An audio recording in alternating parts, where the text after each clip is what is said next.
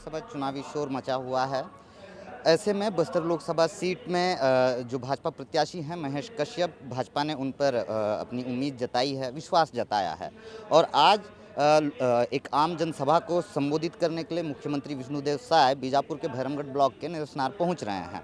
साथ ही महेश कश्यप भी आए हुए हैं। महेश कश्यप जी इस वक्त हमारे साथ हैं। चर्चा करेंगे उन्हीं से किन मुद्दों के साथ वो चुनावी मैदान में उतरे हैं, इसके साथ ही क्या वो एजेंडे होंगे जिस आधार पर वो चुनाव लड़ रहे हैं। नमस्कार, मैं मुकेश चंद्राकर हूं और आप बस्तर जंक्शन देखना शुरू कर चुके हैं। बस्तर जंक्शन में आज बीजेपी के उस प्रत्याशी से हम चर्चा कर रहे हैं जिन्हें चुनावी मैदान में उतारा गया है। महेश कश्यप जी, सबसे पहले स्वागत है आपका बस्तर जंक्शन में। नमस्कार। महेश कश्यप जी, आप किन मुद्दों के साथ लोगों के बीच जा रहे हैं, लोगों का जन समर्थन कैसा मिल रहा है? देखिए, मुद्दे तो बस्तर में बहुत है, लेकिन भारतीय जनता पार्टी मेरे जैसा सामान्य गरीब किसान का बेटा को प्रत्याशी बनाया है और बस्तर के आम जनमानस में मोटर्स में भारी उत्साह है। हमको लगातार हम पूरे आटो विधानसभा में हमारा दौरा हो चुका है और जनसंपर्क चल रहा है।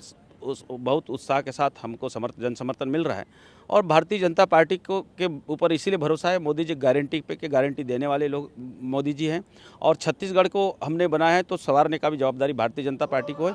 और 2003 से 2018 तक हमारे जो छत्तीसगढ़ में भारतीय जनता पार्टी की सरकार है, जिसके चलते आज रोड, सड़क, बिजली, पानी, एक समय कन के चावल मिलता तो वो भी अगर किसी ने उपलब्ध करा तो भारतीय जनता पार्टी। इसके अलावा भी और बहुत सारे चीज़ों से सुविधाओं से वंचित है, लेकिन हमारे केंद्र के सरकार के बहुत सारे योजना, चाहे उज्ज्वला गैस योजना का देखिए, प्रधानमंत्री आवास का योजना देखिए, ऐसे बहुत सारी योजना संचालित है जिसके चलते बस्तर के लोग आदरणीय मोदी के ऊपर पूरे भरोसा है। और आने वाला समय में जो बस्तर को जो मूलभूत सुविधाओं से वंचित होना पड़ा है, इसका कहीं ना कहीं कांग्रेस जिम्मेदार है। जैसे आज रेल लाइन की सुविधा नहीं है, यही कांग्रेस के लोग बैला डीला का लोहा को जापान के साथ समझौता कर भेज सकते हैं, उसके रेल लाइन बिछा जा सकता है और रोज़ लोहा परिवहन हो सकता है। तो यहाँ के लोगों को मूलभूत सुविधा रेल लाइन क्यों नहीं बिछाया गया? कहीं ना कहीं इस प्रकार से बहुत सारी सुविधाओं से वंचित है। शायद अच्छे स्वास्थ्य की बात करें, पेयजल की बात करें और 4 लाइन सड़क हो या बहुत सारे मूलभूत सुविधाओं से वंचित है। इसको पूरा करना हमारा पहला प्राथमिकता होगा। हमारा भारतीय जनता पार्टी का नारा है, सबका साथ, सबका विकास, सबका विश्वास।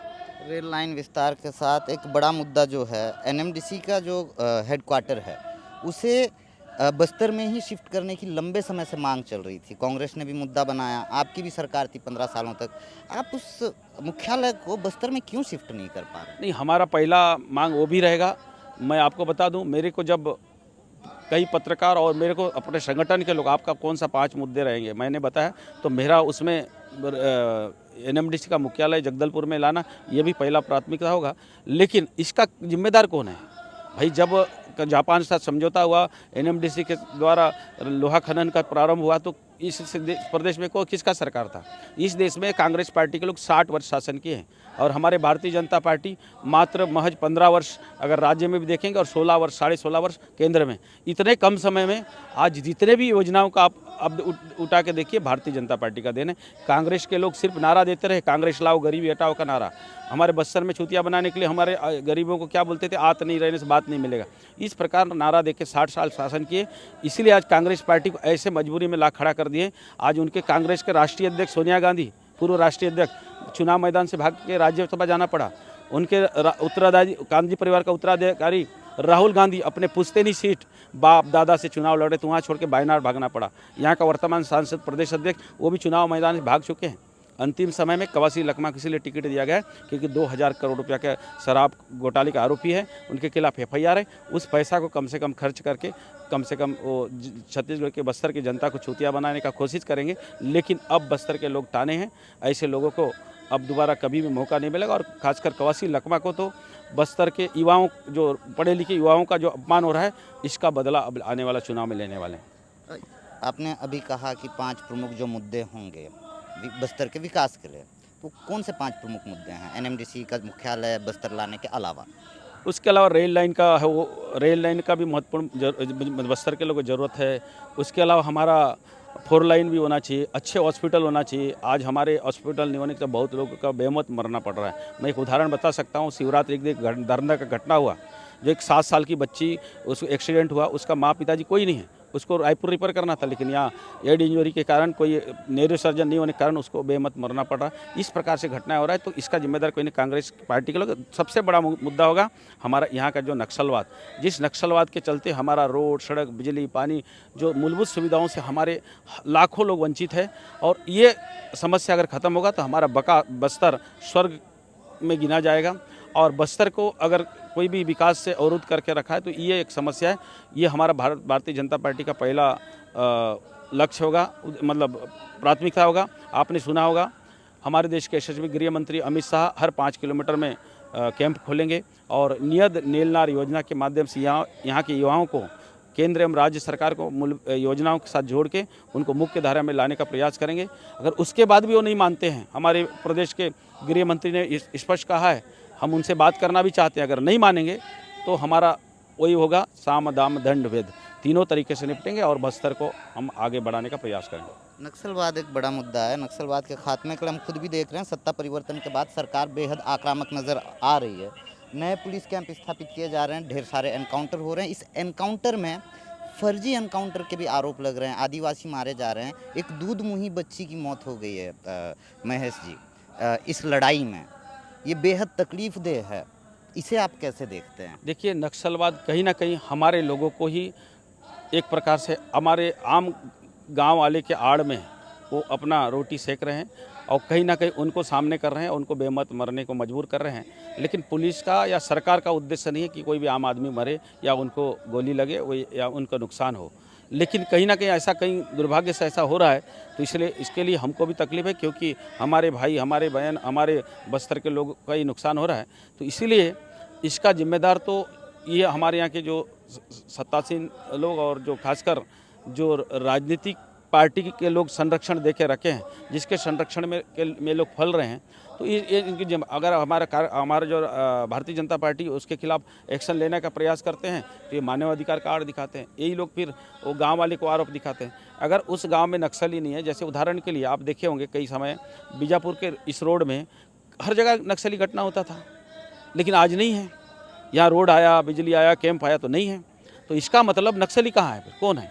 तो कहीं ना कहीं हमारे लोगों को एक प्रकार से आड़ लेके वो लोग जो काम कर रहे हैं, जिसके चलते कभी कभी नुकसान हो रहा है, लेकिन ऐसा नहीं होना चाहिए, हम भी चाहते हैं। एक बड़ा तबका ये कहता है कि नक्सलवाद के खात्मे के बाद जिस तरीके से कैंप स्थापित किए जा रहे हैं, ये कैंप स्थापित बस्तर के आदिवासियों के लिए नहीं बल्कि उन उद्योगपतियों के लिए किए जा रहे हैं जिनके माध्यम से बस्तर में जो खनिज संपदा प्रचुर मात्रा में उसका दोहन किया जा सके। देखिए, कांग्रेस पार्टी का मानसिकता अगर इतने ही बस्तर के लिए चिंतित रहते तो बेलाडीला का लोहा, जो विश्व का सबसे बड़ा लोहा खदान में से है, उसको जापान के साथ नहीं बेचते, यहाँ उद्योग लगाते, यहाँ के लोगों को रोजगार देते, लेकिन नहीं किया। उन्होंने तो जापान भेजा, लेकिन हमारा सरकार ने आज नगर नाम का स्टील प्लांट खोला और हमारा कोई मतलब जंगल काट के या यहाँ के खनिज संपदा को बेच के हमको, हमारे मोदी जी को क्या हमारा मोदी जी को आप देख रहे हैं, उनके ना घर है, परिवार, ना कोई बड़े बंगले ऐशो आराम करने वाले नहीं हैं। हमारे देश के लिए, देश हित में काम करने वाले लोग हैं। हम भारतीय जनता पार्टी का सिद्धांत है, माँ तेरा वैभव अमर रहे, हम दिन चाह रहे हैं, इसलिए हम भारत माँ के प्रति समर्पित भाव काम करने वाले लोग हैं। ना हमको कोई खनिज संपदा से मतलब है, हाँ यहाँ के लोगों को सुविधा मिले। अभी यहाँ जो मंच में घूम रहा था, बहुत लोगों का मांग है कि हमारे यहाँ कैंप होना चाहिए ताकि शांति व्यवस्था स्थापित हो, हम अपना रोजी रोटी कमा के खा सकें, हम दूसरे जगह में, दूसरे संरक्षण में हम जी रहे हैं। तो लोगों का इच्छा है, तो उसको पूरा करना भारत सरकार का जवाबदारी है, जिम्मेदारी है। आपके सामने जो प्रतिद्वंदी हैं, मजबूत प्रत्याशी हैं कांग्रेस से कवासी लखमा, 6 बार के विधायक हैं, काफ़ी लोकप्रिय भी हैं। बार बार वो ये कह रहे हैं कि महेश कश्यप को कौन जानता है, महेश कश्यप की क्या पहचान है। लगातार वो अजीबोगरीब बयान दे के विवादों में भी पड़ते हैं और सुर्खियों में बने रहते हैं। तो उन्हें कितना निकटतम प्रतिद्वंदी के तौर पे आप देख पा रहे हैं? देखिए, कवासी लखमा को के बारे में ज़्यादा कुछ नहीं बोलना है। अब वास्तव में पता चलेगा इस चुनाव में कवासी लखमा को, चुनाव में लड़ाई कैसा होता है, चुनाव कैसे जीता जा सकता है। वही कवासी लखमा मैं अभी कुछ देर पहले ही बता चुका हूँ। जब जीरम कांड होता है तो कांग्रेस पार्टी के बड़े बड़े लोगों का शहादत होता है, हमारे महेंद्र कर्मा जैसे लोगों का। उसी घटना से, उसी जगह से वो मोटरसाइकिल लेके भागता है और उसी क्षेत्र में चुनाव जीतता है। अब बस्तर के जनता पहचान चुके हैं, जो दारू, मुर्गा और शराब से चुनाव जीतने का जो उनका जो जीतने का जो सोचते हैं, अब चलने वाला नहीं है। अब पता चलेगा कि कवासी लखमा कितना बड़ा है, कैसे चुनाव जीतेंगे। और इस चुनाव में तो बुरी तरह से हारेंगे। उनके तो बड़े बड़े चुनाव लोग मैदान से भाग चुके हैं, उनके प्रदेश अध्यक्ष भाग चुका है, वर्तमान सांसद भाग चुका है। अंतिम समय में कोई विकल्प नहीं था, और क्योंकि शराब घोटाले के सबसे बड़े आरोपी है, पैसा के दम पे चुनाव लड़ने का वो बात कर रहे हैं। लेकिन बस्तर के जनता अब पहचान चुके हैं, जिसके चलते जिस प्रकार से बयानबाजी कर रहा है उससे हमारे यहाँ के पढ़े लिखे युवाओं को, पढ़े लिखे लोगों को अपमानित हो रहा है। ऐसे लोगों को अब यहाँ के जनता, यहाँ के वोटर्स सबक सिखाने वाले हैं। चलते चलते बैठ के बात कर सकते हैं महेश कश्यप जी, आइए आइए प्लीज़, थोड़ी और चर्चा कर लेते हैं। जी जी जी, बस आपको तुरंत छोड़ रहे हैं, इधर आइए आइए भैया, इस तरफ आ जाइएगा। क्या है, खड़े खड़े आपको भी तकलीफ हो रही थी होगा ना, लगातार प्रचार में थक रहे हैं, थकान भी काफ़ी हो रही हो। अब चर्चा थोड़ी सी फॉर्मल करते हैं, आपके बारे में जानते हैं, आपके बारे में समझते हैं। शिक्षा कहाँ, परिवार कहाँ, और किस तरह से आप आज लोकसभा के मैदान में उतरे, क्या आपको उम्मीद थी टिकट मिलेगी, ये सारी चीज़ें आप बहुत इत्मीनान से बताइएगा। देखिए, अपने बारे से पहले, भारतीय जनता पार्टी वो पार्टी है, विश्व की सबसे बड़ी राजनीतिक पार्टी है। लेकिन हमारे देश के यशस्वी प्रधानमंत्री चाय बेचते बेचते प्रधानमंत्री बन सकते हैं, तो मेरे जैसा सामान्य किसान का बेटा को भी भारत के लोकतंत्र का मंदिर का प्रतिनिधित्व करने का मौका मिल सकता है, तो ये भारतीय जनता पार्टी में संभव हो सकता है। इसीलिए मेरे जैसा सामान्य किसान परिवार को बेटा को आज बस्तर लोकसभा से प्रत्याशी बनाया गया है, और कांग्रेस पार्टी में कभी भी संभव नहीं है। सर मैं आपके बारे में जानना चाह रहा था, शिक्षा कहाँ तक, कहाँ से किया आपने, कितनी पढ़ाई की है? देखिए, मैं एक सामान्य से किसान परिवार का बेटा हूँ, और मेरा गांव आप कभी जाके देखिए, मुश्किल 60-65 घर है, एक भी छत, कलचा कुमरावंड आश्रित, कुमरावंड का कलचा पंचायत का आश्रित ग्राम कुमरावंड है, 60-65 घर है मेरे गांव में। और मेरा सामान्य छोटा सा किसान परिवार का बेटा हूं, और मेरा परिवार के लोग कभी राजनीति में ना कोई राजनीतिक पृष्ठभूमि के नहीं है, ना मैं भी नहीं रहा हूँ। लेकिन सौभाग्य से मुझे सामाजिक सामाजिक क्षेत्र में काम करने का लगभग 27-28 साल बस्तर क्षेत्र में काम करने का मौका मिला, और भारतीय जनता पार्टी का अनुसूचित जनजाति मोर्चा का जिला अध्यक्ष रूप में पिछले 3-4 वर्ष से मैं काम करता रहा, और मुझे आज भारतीय जनता पार्टी जैसा विश्व के सबसे बड़े राजनीतिक पार्टी का प्रत्याशी बनाया गया है। मैं अपने आप में गौरवान्वित महसूस कर रहा हूं कि मेरे जैसा व्यक्ति को अगर कहीं महत्व मिल सकता है तो भारतीय जनता पार्टी में, और मेरे जैसा गरीब किसान का बेटा। मैं जिस गांव में रहता हूं, आप अभी जाएंगे, पढ़े लिखे लोग बहुत कम मिलेंगे। मैं भी बहुत कम पढ़ पाया हूँ 10वीं, लेकिन कहाँ से? मैं सबसे माड़पाल में 6वीं तक पढ़ाई किया, उसके बाद तुरेनार में, उसके बाद जगदलपुर का राष्ट्रीय विद्यालय में 10वीं तक पढ़ पाया। क्या वजह थी कि आगे की पढ़ाई नहीं कर पाए? घरेलू परिस्थिति के कारण मुझे पढ़ाई छोड़ना पड़ा, क्योंकि मैं खुद पिताजी के साथ हल जोतने जाता था, दूसरे के खेत को अधिया कमा के हम खेती करके अपना जीवन यापन करते थे। मैं खुद दूसरे घर में धान खेती में बूती करने गया हूँ। इस प्रकार से हमारी परिस्थिति था, जिसके चलते पढ़ाई छोड़ना पड़ा। कितना खेत है आप लोगों का? अपने पिताजी की 7-8 एकड़ ही है। अच्छा, 7-8 एकड़ में भी जो फसल, जो धान का फसल होगा तो मुश्किल 4 एकड़ 5 एकड़ है, बाकी सब ऐसी मरान है। अच्छा अच्छा, चलिए। अच्छा, धर्मांतरण कितना बड़ा मुद्दा लगता है आपको? देखिए, धर्मांतरण या मतांतरण के विषय में, ये विषय जो है, ये कोई महेश कश्यप या भारतीय जनता पार्टी का विषय नहीं है, बस्तर का विषय है।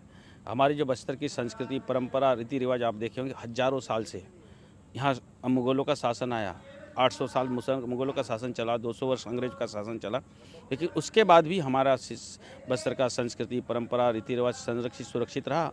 दुर्भाग्यवश आज़ाद भारत के 77 वर्ष के अंदर कुछ सालों से सेवा, शिक्षा, स्वास्थ्य के आड़ में लोगों को अपना संस्कृति परंपरा से अलग किया जा रहा है, जिसके चलते यहाँ के आदिवासी और जनजाति समाज के लोग, अन्य समाज के लोग अपने आप स्वपुत्र आके खड़े हुए हैं, और ग्राम सभा के माध्यम से उनको रोकने का प्रयास कर रहे हैं, जिसको अभी वर्तमान सरकार में ध्यान में रखते हुए कानून बनाने की बात चल रहा है, और कानून भी बनेगा और संवैधानिक रूप से इसका रोकथाम होगा, और हमारे जनजाति समाज का जो रीति रिवाज परंपरा सुरक्षित होगा। आखिरी सवाल आपसे, काफ़ी वक्त ले लिया मैंने आपका। विपक्षी दल कांग्रेस ये कह रही है कि आप हिंदुत्व के एजेंडे पे केवल चुनाव लड़ रहे हैं, बाकी विकास का कोई भी रोड मैप आपके पास नहीं है। देखिए, भारतीय जनता पार्टी कोई हिंदुत्व के मुद्दे को लेकर चलने वाली पार्टी नहीं है, क्योंकि सबका साथ, सबका विकास, सबका विश्वास। लेकिन हमारा जो देश है सनातन परंपराओं का देश है। भारत विश्वगुरु जगत गुरु ऐसा ही नहीं कहा, देवभूमि ऐसी नहीं कहा जाए, यहाँ का कुछ परंपरा है। यहाँ के लोगों का मान्यता है, उस मान्यता को भी संरक्षित करना हमारा दायित्व है। और किसी भी समाज को अगर ख़त्म करना है, उनका संस्कृति परंपरा पूजा पाठ खत्म करो तो समाज खत्म हो जाएगा। किसी देश को ख़त्म करना है, उस देश का संस्कृति परंपरा रीति रिवाज पूजा पद्धति खत्म कर दो, उस देश खत्म हो जाएगा। इसलिए अपना संस्कृति परंपरा पूजा पद्धति संरक्षित करके बचाना हर किसी का जवाबदारी है। ये भारतीय जनता पार्टी का जवाबदारी नहीं है, ये महेश कश्यप का जवाबदारी नहीं है, ये देश के सभी लोगों का जवाबदारी। वो अपने अपने क्षमता के अनुसार, अपने अपने योग्यता के अनुसार, अपने अपने जवाबदारी को अपने अपने सब काम करते हैं, हम भी करते हैं। बिल्कुल बिल्कुल, धन्यवाद महेश जी, इतना वक्त दिया आपने। तो ये महेश कश्यप जी थे जो जीत का दावा कर रहे हैं। इसके साथ ही धर्मांतरण एक बड़ा मुद्दा बता रहे हैं। नक्सलवाद के खात्मे के लिए भी ये दावा कर रहे हैं कि यदि ये आते हैं तो फिर नक्सलवाद के खात्मे के प्रयास पे भी काम किए जाएंगे। इसके अलावा तमाम अलग अलग मुद्दों को लेकर ये चुनावी मैदान में उतरे हैं। मुझको लगा कि इनसे भी चर्चा करनी चाहिए और इनकी कहानी बताई जानी चाहिए। कैसा लगा हमारे चर्चा, कमेंट सेक्शन में आके ज़रूर बताइएगा। इसके अलावा आपको हमारी ये चर्चा पसंद आई हो तो इसे साझा ज़रूर कीजिएगा। चैनल पर नए तो सब्सक्राइब ज़रूर कर लीजिएगा। धन्यवाद।